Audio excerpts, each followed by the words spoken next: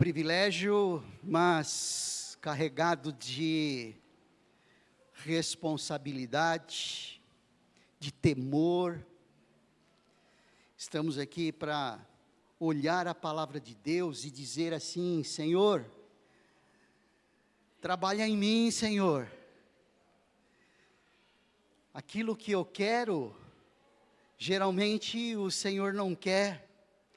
O que eu penso, o Senhor não pensa. O Senhor pensa diferente de nós.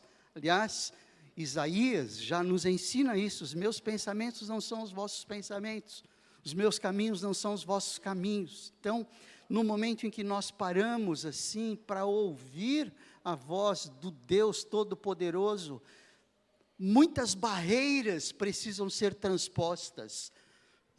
As barreiras naturais do puro penetrando o impuro. As barreiras naturais daquilo que é absoluto penetrando o relativo. É muito, muito complicado. Além de pensar nas culturas, nós olhamos a cultura bíblica, no mínimo de 2000 anos atrás. Então existe um abismo cronológico enorme, que dificulta a nossa compreensão daquilo que foi ensinado. Afinal de contas, aquilo que foi ensinado em primeiro lugar aos nossos irmãos do passado. Por exemplo, o texto que nós vamos aqui ler, e que eu peço que você abra, está em Romanos, no capítulo 5, no versículo 1 e 2. Romanos, no capítulo 5, versículo 1 e 2. Esse texto, ele foi ensinado a partir do apóstolo Paulo, quando escrevia a sua carta à igreja que estava em Roma. Isso é cerca de 60 anos, dos primeiros 60 anos desse nosso, do primeiro milênio. Nós já estamos no terceiro milênio, já começamos o terceiro milênio. Então, fica bastante complicado. Então, só a unção de Deus, o direcionamento de Deus para nos fazer entender aquilo que o Senhor quer dizer. No domingo retrasado, nós trabalhamos aí alguns aspectos da fragilidade do ser humano, o que o ser humano não é diante de Deus. O ser humano não é diante de Deus. Deus só nos atingiu pela sua graça e pela sua misericórdia, mas nós vimos aí como nós estávamos irremediavelmente perdidos, como nós estávamos espiritualmente mortos no pecado, não vimos? Nós vimos aí como esse século nos cega as nossas compreensões, cega o nosso entendimento. O mundo que jaz no maligno segue o nosso entendimento. Tudo isso orientado pelo Deus deste mundo. Nós somos incapacitados de satisfazer os relacionamentos que Deus exige de nós. Lembram disso? Eu estou trazendo de volta algumas coisas, não é? Porque nós vimos no domingo retrasado, há 15 dias atrás. Então, as nossas condições de sermos usados para refazer-se essa nossa relação com Deus, elas são completamente inócuas, completamente incompetentes, completamente sem ação, não tem força alguma. Não fora a justiça de Deus e o amor de Deus, porque se nós não temos condições de pagar os nossos próprios pecados, e estamos acusados diante de Deus, estamos debaixo da ira de Deus. Gente, isso é muito importante, nós estarmos gravando. Por isso é que nessa série de pensar biblicamente, a preocupação é que nós pudéssemos nos sentir e sentir a nossa situação, para que a gente não viva por aí dizendo, tá, tudo bem, tudo certo entre eu e Deus. Não, não está. Não está. Agora, como Deus é santo, todo pecado precisa ser criminalizado. Todo pecado precisa ser justiçado. Não tem jeito, Deus é santo. Deus não quebra o galho. Deus não fala assim, tá bom, vai. Você pecou, então está tudo certo. Não. Isso não faz parte da justiça de Deus. Deus seria injusto se Ele fizesse isso. O nosso pecado, ele precisava e precisou e precisa ser criminalizado, sim. Quem é que vai nos defender diante de tudo isso? Por isso a cruz, por isso o próprio Deus, como não tinha ninguém, o próprio Deus fez-se homem na pessoa de Jesus, para levar na cruz os nossos pecados, as nossas dívidas, as dívidas que eu e você tínhamos diante de Deus, como característica natural, foram justiçados na cruz. Então, se não fosse a justiça de Deus, nós continuaríamos debaixo da ira. Quem crê em Jesus tem a vida, quem não crê em Jesus não tem a vida, mas a ira de Deus sobre ele permanece.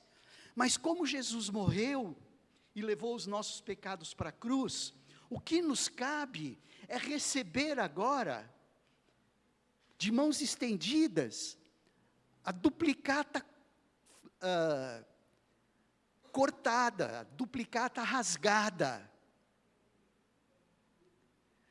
Jesus devolveu àquele que vai buscar em suas mãos essa duplicata rasgada, ou seja, ninguém nos acusa mais.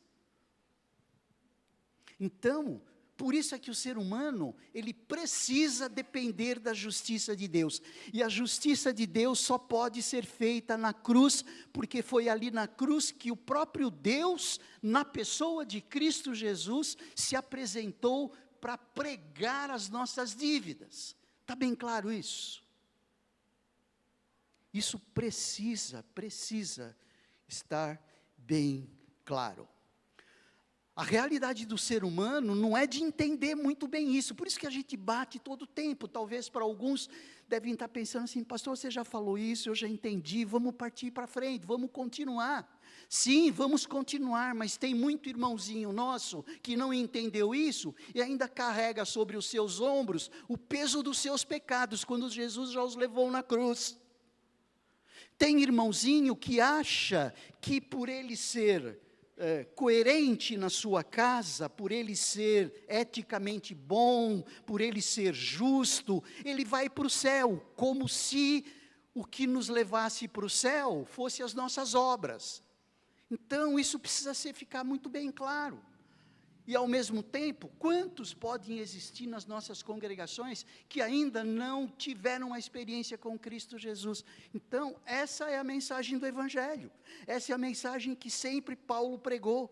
É a mensagem que sempre Pedro pregou. Essa é a mensagem que Tiago pregou, que Judas pregou na sua carta, que João pregou ali no Apocalipse mesmo, principalmente através das 7 cartas, que inclusive terminamos hoje à noite, a 7ª igreja. Então, a condição humana, que era periclitante, foi resolvida ali na cruz.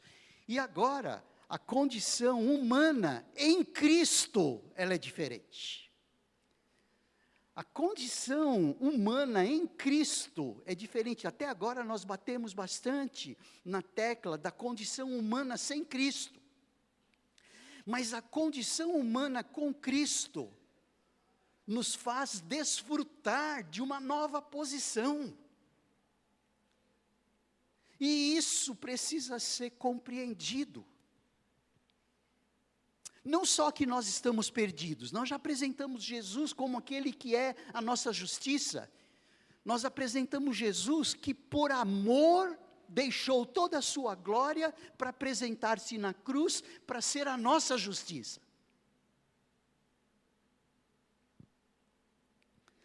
de tal formas que o que agora podemos desfrutar é de uma nova posição diante de Deus a partir de Cristo. Por isso que o apóstolo Paulo, ali no versículo 1 do capítulo 5, ele diz, portanto, que você deve estar com a Bíblia aberta ali, versículo 1 e 2, portanto, uma vez que pela fé fomos declarados justos, temos paz com Deus, por causa daquilo que Jesus Cristo, nosso Senhor, fez por nós. Foi por meio da fé que Cristo nos concedeu esta graça, que estamos desfrutando com segurança e alegria, que temos a esperança de participar da glória de Deus. Hoje nós só temos a esperança de participar da glória de Deus, não é se eu conseguir ou não conseguir. Não, Jesus já levou na cruz, Ele já garantiu, Ele já diz assim, você está marcado. Paulo fala da marca ali em Efésios no capítulo 1. Quem é a marca? Quem é a marca? Irmãos, quem é a marca? O Espírito Santo dentro de nós. Essa é a marca. É a marca que nos faz entrar nos céus. Não tem 666, a marca do chip, não existe isso aí. Fiquem em paz. Se precisar colocar o chip no teu pulso, pode deixar. Porque existe uma marca muito mais forte no teu coração, que é essa que conta. Entendam isso. Nós fomos justificados, portanto, uma vez que pela fé fomos declarados justos, temos paz com Deus. Por causa do quê? Do que eu fiz? Da decisão que eu tive? Não, por causa daquilo que Cristo, nosso Senhor, fez por nós. Foi por meio de Cristo, da fé que Cristo nos concedeu esta graça, que agora desfrutamos com segurança e alegria, pois temos a esperança de participar da glória de Deus.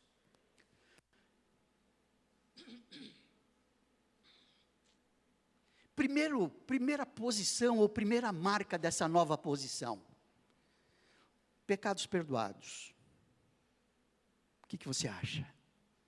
Temos os nossos pecados perdoados por Deus. Uau! Estamos livres. Estamos libertos. Nós temos os nossos pecados perdoados por Deus. Se existe algo que precisamos de Deus, é isto, é perdão de pecados. E Jesus já nos justificou na cruz. Os nossos erros já foram justificados ali na cruz. Os novos que vão surgindo, claro que vão surgindo, porque os nossos pecados foram levados na cruz. Isso não significa que nós não vamos pecar mais, nós pecamos todo instante, e todo aquele que diz que não é pecador, é mentiroso, como João fala, no capítulo 1 de 1 João, no versículo 8 e 9, mas aquele que confessa o seu pecado, ele é fiel e justo para perdoar os nossos pecados. Então Cristo já levou na cruz aquele pecado que nos fazia separados de Deus, aquele pecado com o qual nosso filho e nossa filha nasce, aquele pecado de, não pecado de fazer, mas pecado de ser. Nós somos pecadores, e o sermos pecadores nos leva a pecar por ação. Esses pecados, quando colocados diante de Deus com choro, com lamento, eles são perdoados. Aquele que diz que não tem pecado é mentiroso, mas aquele que confessa o seu pecado, ele é fiel e justo para perdoar os nossos pecados. Gente, isso é maravilhoso, isso é fantástico.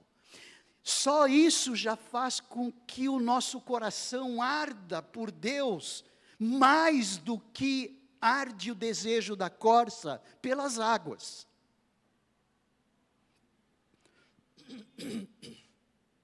Temos os nossos pecados perdoados. Em Colossenses, no capítulo 2, versículo 13 e 14, tem um texto tão lindo. Ele diz assim: e a vós, quando ainda estáveis mortos nos vossos pecados, e na incircuncisão da vossa carne, Deus vos deu vida juntamente com Ele, perdoando todos os nossos pecados e apagando a escrita da dívida que nos era contrária, e constava contra nós em seus mandamentos, removeu-a do nosso meio, cravando-a na cruz. Gente, perdão de pecados. Eu estou enfatizando assim mesmo, batendo, repetindo, Senhor, quebra barreiras de sono, quebra barreiras de tristeza, quebra barreiras de preocupações, quebra barreiras, quem sabe, de uma dor aqui, ali, quebra barreiras de uma preocupação com doença de alguém, quebra barreiras da minha mente, não permita que a mente voe para o almoço agora, não permita que a minha mente vá planejar o meu almoço, ou como eu vou fazer o meu almoço agora. Senhor, não permita isso. É tão fácil isso acontecer. Perdoado todos os nossos pecados, é a nossa nova posição. Percebe como é diferente de antes? Antes estávamos irremediavelmente mortos. Paulo, em Efésios, ele faz uma colocação bem marcante, ali no capítulo 2, quando ele diz para nós assim, ouçam só o que Paulo fala: vocês estavam mortos por causa da sua desobediência e de seus muitos pecados, nos quais costumavam viver como o resto do mundo, obedecendo ao comandante dos poderes do mundo invisível. Ele é o Espírito que opera no coração dos que se recusam a obedecer. Mas agora, nessa nova situação, como o versículo 4 diz, mas Deus, que é tão rico em misericórdia e nos amou tanto, que embora estivéssemos mortos por causa dos nossos pecados, Ele nos deu vida, juntamente com Cristo. É pela graça que vocês são salvos, pois Ele nos ressuscitou com Cristo e nos fez sentar com Ele nos domínios celestiais. Então agora a posição é outra, os pecados perdoados, cravados na cruz, e sendo considerados agora uma nova criação. Gente, nós somos uma nova criação. A nossa criação já não é mais aquela mostrada na vida de Adão, mas deve ser mostrada a partir do novo homem. Quem é o homem perfeito? Cristo. Nós somos nova criação, nós nascemos de novo. João explica isso para nós, no capítulo 1 do Evangelho de João. Nós nascemos de Deus, e nascer de Deus é uma nova criação é uma nova criatura. Por isso é que Paulo fala em 2 Coríntios, no capítulo 5, versículo 17, portanto, se alguém está em Cristo, é nova criação. As coisas velhas já passaram e surgiram coisas novas. Mas todas essas coisas procedem de Deus. É lógico, é a justiça de Deus, é o amor de Deus que arrumou a casa, que antes estava completamente desarrumada. Então nós somos nova criação, e isso tem alguns desdobramentos, ou tem alguns elementos aí bem importantes para a gente refletir. Ser uma nova criação significa ter um novo referencial. O nosso referencial não é mais Adão, o nosso referencial é Cristo. Por isso que nós dizemos que a expressão cristãos, que a palavra cristãos, significa pequenos cristos, cristos em formação, pessoas humanas sendo reformadas, sendo arrumadas, sendo esculpidas pelo Espírito Santo de Deus, à imagem de Cristo. Nós somos semelhantes em Cristo. Por isso que o apóstolo Paulo, no capítulo 8 de Romanos, versículo 29, diz: mas todos nós, com cara descoberta. Cara descoberta agora, podemos nos apresentar diante de Deus. Podemos nos apresentar diante de Deus.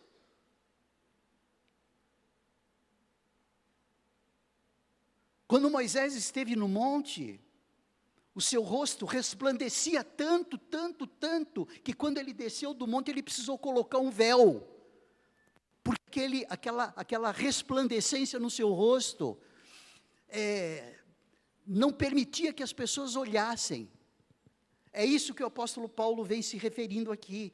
Mas agora nós, com o rosto descoberto, pela presença de Deus, refletindo a imagem de Deus, é isso aí que ele diz, mas todos nós com cara descoberta, refletindo como um espelho a glória de Deus, a glória do Senhor, somos transformados de glória em glória, na mesma imagem como pelo Espírito do Senhor.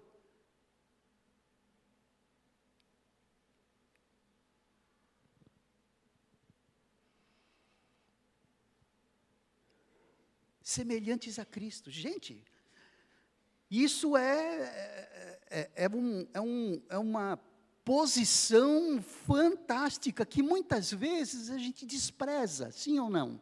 Nos desprezamos, muitas vezes. Deus já nos garantiu tanta graça, e ficamos preocupados com tantas coisas. Deus já despendeu tanta graça para nós, e o nosso status diante de Deus já cresceu tanto, e nós agimos como se fosse um homem natural, um Adão da pior espécie, muitas vezes, através dos pensamentos, das ações, pensamentos errados, ações erradas, desobediência diante de Deus, desobediência em relação aos homens, conflitos entre esposo e esposa. Somos nova criação, começando a ser semelhantes a Cristo. E isso, olha só como soa gostoso. E isso nos faz participantes da natureza divina. Que coisa! Olha onde Cristo nos colocou. Participantes da natureza divina.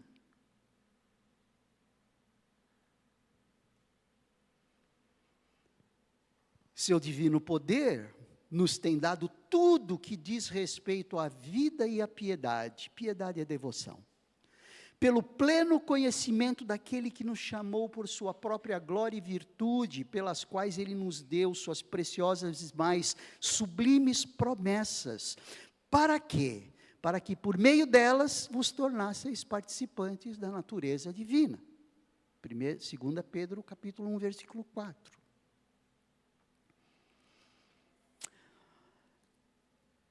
Como nova criação, olha outra coisa gostosa. Nós somos cidadãos do céu. Uau! Cidadãos do céu. Não entra gostoso nos nossos ouvidos isso aí? Sim, não é? Nós somos cidadãos do céu. Quem começou tudo isso? A cruz. Percebe que sem a cruz nada disso teria acontecido.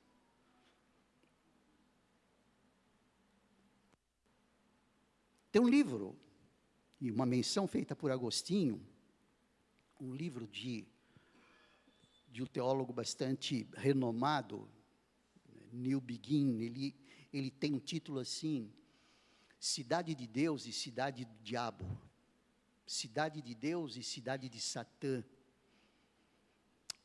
Agostinho, ele vem fazer menções de cidade de Deus e cidade dos homens.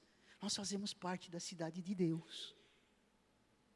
Isso precisa ser valorizado de maneira prática, com dedicação, com consagração, com fechar a questão com escola bíblica, com fechar a questão com os cultos, fechar a questão com os domingos, que os domingos não são nossos, fechar a questão com os nossos dízimos e as nossas ofertas, fechar a questão com o exercício do nosso ministério, fechar a questão com o respeito aos nossos irmãos, fechar a questão com a paciência que precisamos ter para com os nossos irmãos, sem dúvida. Obrigado pela paciência que os irmãos têm comigo. Não vou colocar o pastor Moisés, porque isso é questão dele. Não posso responder por ele. Mas, assim, sendo considerados uma nova criação, nós somos semelhantes a Cristo, participamos da mesma natureza, somos cidadãos do céu. E, consequentemente, uma vida nova, fazendo um contraponto com Igreja Batista Vida Nova. É claro, eu poderia ter colocado Nova Vida, né? Mas eu escolhi colocar Vida Nova. É a mesma coisa. É a mesma coisa.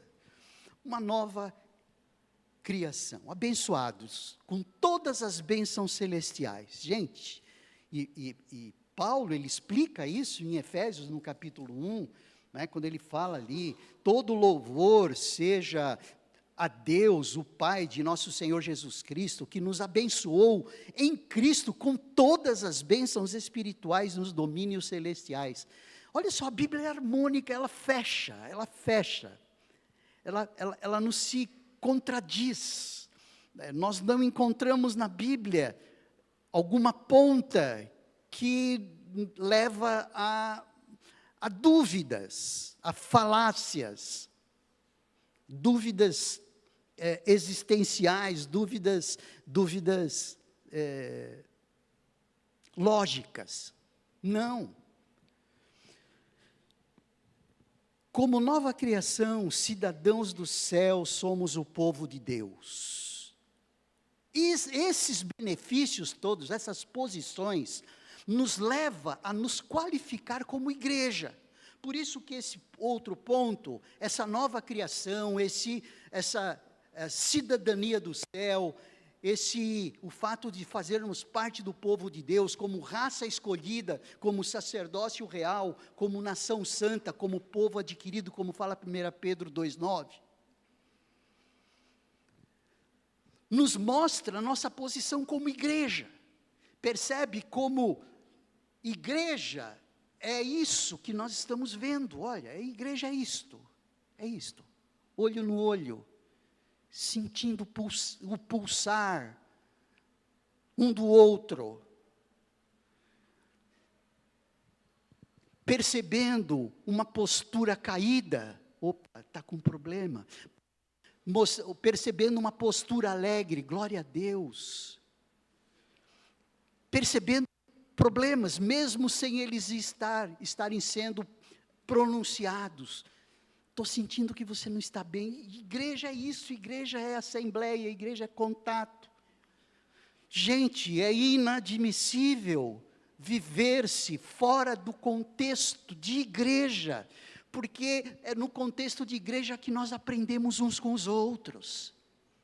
É no contexto de igreja que nós podemos exortar uns aos outros. Meu irmão, minha irmã, você está agindo assim, isso daí vai te levar a mais sofrimento. Olha só o que Deus diz. Aquela pessoa com a qual nós estamos falando está tão fraca que ela não consegue abrir a palavra. Você sabe o que é isso, não sabe? Acho que todos nós sabemos o que significa isso. Mas que bom tem alguém que liga para nós, e aí a gente fala, nossa, como foi bom você ligar para mim. Às vezes a pessoa não falou nada, deixou a pessoa magoada falar o tempo todo, e aí essa pessoa magoada fala, nossa, como você me ajudou. Aí a outra pessoa diz, nossa, eu não falei nada, eu só liguei. Já aconteceu isso com você também?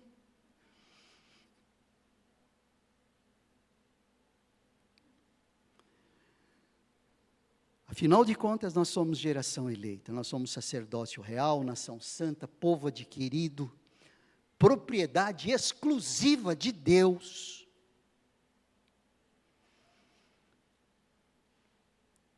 E o texto ele continua com um para quê?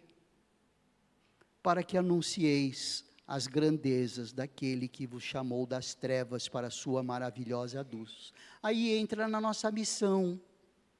Qual é a missão de vida nova? Qual é a missão de vida nova?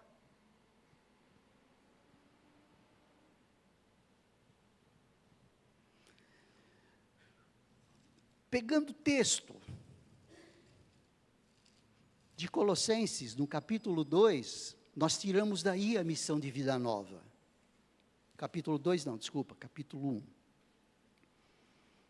Colossenses capítulo 1, nós tiramos aí a missão de vida nova.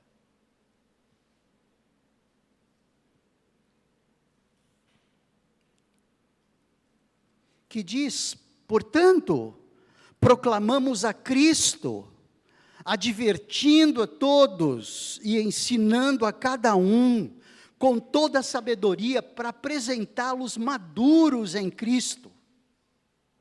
Essa é a nossa missão. A nossa missão é proclamar Cristo. A nossa missão é advertir, exortar.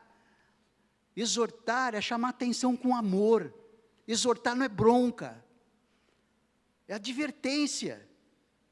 Ensinando com toda a sabedoria, a fim de que haja maturidade na igreja. É o que Paulo fala em Efésios no capítulo 4.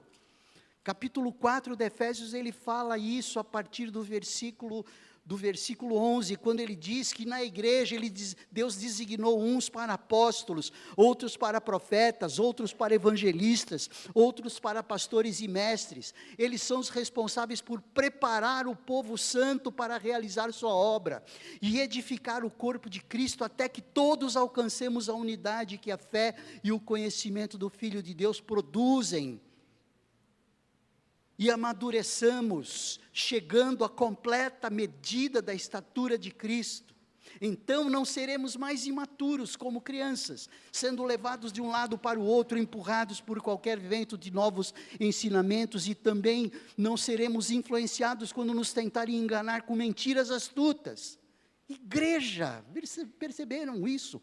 Como não dá para dissociar a igreja da nova posição que temos em Cristo. Essa história de desigrejado desconecta a nova posição que temos em Cristo do para quê.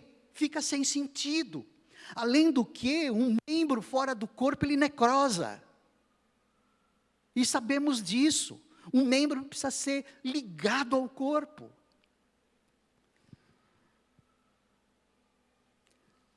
Teremos mais coisas aí para falar sobre a igreja, e a gente vai deixar um pouquinho para frente. Mas eu quero concluir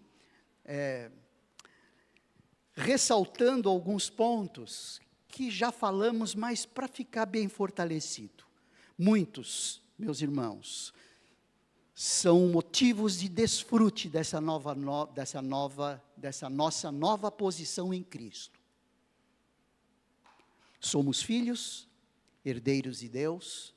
Estou tirando da palavra de Deus, Romanos 8. Somos fortalecidos no Senhor e na força do seu poder, Efésios 6. Somos transformados em nossa mente, ou seja, começamos a pensar diferente, Romanos 12.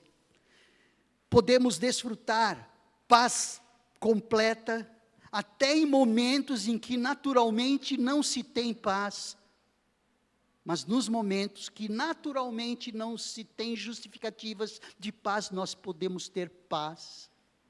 Somos transformados pela palavra, que é lâmpada para os nossos pés e luz para nos guiar, além de ser pão e água. Somos guiados pelo Espírito Santo de Deus que mora dentro de nós. Deus não está do nosso lado, sabiam disso? Não. Deus não está do nosso lado, Deus está dentro de nós. Eu acho que é melhor, não é? Você não acha? Somos capazes de cumprir a vontade de Deus, aí sim. Com tudo isso, nós somos capazes de cumprir a vontade do Senhor. E saber que Deus tem o controle total sobre a nossa vida. E claro, naturalmente, aí sim a gente vai conseguir exercer o amor bíblico. Não é o que Deus exige de nós? Que nós amemos a Deus em primeiro lugar, com toda a sua força, com toda a sua inteligência. e ao próximo como a ti mesmo. Esse é o mandamento que reúne todos os 614 mandamentos que existia na lei judaica. Pensar biblicamente e a partir de Deus é muito mais eficiente do que tocarmos as nossas vidas da nossa própria perspectiva. Por isso, pensar biblicamente vale a pena. Gente, pensar biblicamente, Deus tem respostas. Deus está dizendo assim, cara, você quer viver melhor?